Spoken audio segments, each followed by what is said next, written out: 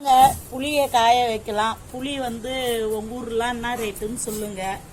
எங்க ஊர்ல வந்து எங்க மாமா வீட்டுல இருந்து வந்தது. அவங்க வந்து 75 ரூபான்னு விற்கிறாங்களாம்.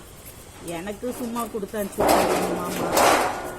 அதனால புளியை காய வச்சு எடுத்து ஆஞ்சி வைக்கலாம். உங்க ஊர்லாம் புளி ரேட்டு என்னான்னு சொல்லுங்க. வாங்க புளியை காய வைக்கும். புளியை காய வைக்க நாங்கள் எத்தனை பேர் காய வைக்கிறோம் பாருங்க.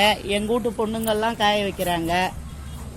எல்லாருக்கும் லீவ் விட்டுருக்குறாங்கங்க.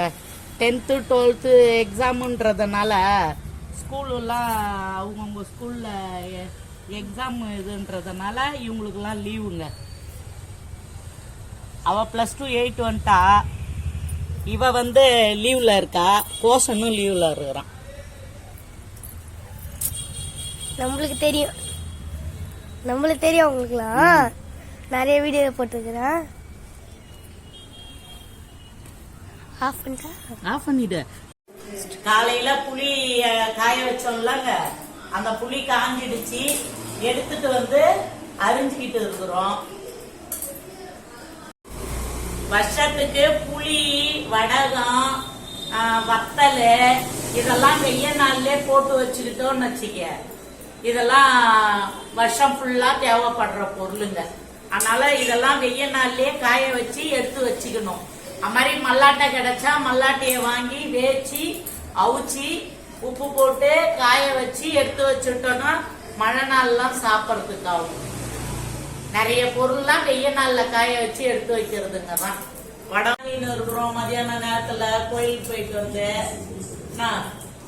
பழையது இருக்குது. காலையில இட்லி சாப்பிட்டு போயிட்டோம்.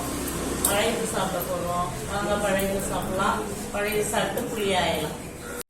கோயிலுக்கு போயிட்டு வந்து புளியாஞ்சின்னு இருக்கிறோங்க. அந்த புளிய வாங்கிட்டு நாங்க படுற பாடு டப்பு டப்புன்னு அறியவும் தெரிலங்க. நசுக்கி போட்டாக்காவும் கொட்டெல்லாம் வீணாகும் அப்படின்றதுனால கையாலேயே அறிஞ்சுக்கின்னு இருக்கிறோம். 3 நாளா என்ன ஒரு நாளைக்கு 1 கிலோன்ற பேர்ல அறிஞ்சுக்கின்னு இருக்கிறோம். புளியாஞ்சா வேற தூக்கமா வருதுங்க. கட் பண்ணுங்க. இன்னையோட புளி வாங்கணும்.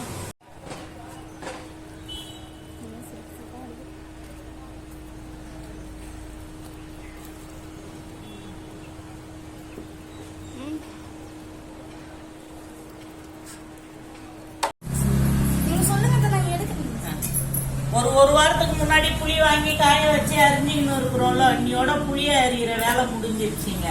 புளிய நல்லா காய வச்சு வேணுன்ற புளிய மட்டும் டப்பால வச்சுக்கின்னு மீதி புளியெல்லாம் ஃப்ரிட்ஜில் 1 கவருக்கு 2 கவரா போட்டு எடுத்து ஃப்ரிட்ஜுள்ள வச்சிடுங்க. புளி இப்ப எப்படி அரிஞ்சு வைக்கிறோமோ அப்படியே இருக்கும் ஃப்ரிட்ஜில் வச்சாக்கா. டப்பாவில எல்லாம் வச்சோம்னா டப்பாவில வச்ச கருப்பாயிடும் புளி. அதனால கொஞ்சம் புளி எடுத்து ஃப்ரிட்ஜில் வச்சுடுங்க.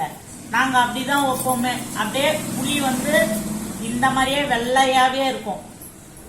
வெளியில வச்சோம்னா கொஞ்சம் கருப்பா இருக்கும். அது மீன் குழம்பு, கரோட் குழம்பு, காரக்குழம்புலாம் வைக்க இருக்கும். இது ரசம், சாம்பாருக்கெல்லாம் இதை மாதிரி போட்டுக்கோங்க.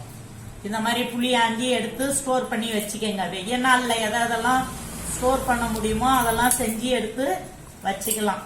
நம்ம வீடியோ பிடிச்சிருந்தா லைக் பண்ணுங்க, சப்ஸ்கிரைப் பண்ணுங்க, கமெண்ட் பண்ணுங்க, ஷேர் பண்ணுங்க, பெல் ஐகானை கிளிக் பண்ணுங்க.